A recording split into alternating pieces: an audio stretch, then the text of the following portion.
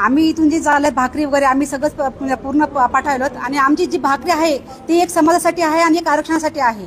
त्याच्यामुळे आम्हाला सरकारनं आमच्या प्रयत्नाला यश द्यावं आमची हीच फक्त विनंती। आरक्षण भेटावं, कारण सगळ्यांना एकतर आरक्षण तुम्ही कॅन्सल करा, नाही तर सगळ्यांना आम्हाला आमच्या ओबीसी मधून मराठ्यांना आरक्षण द्यायलाच पाहिजे।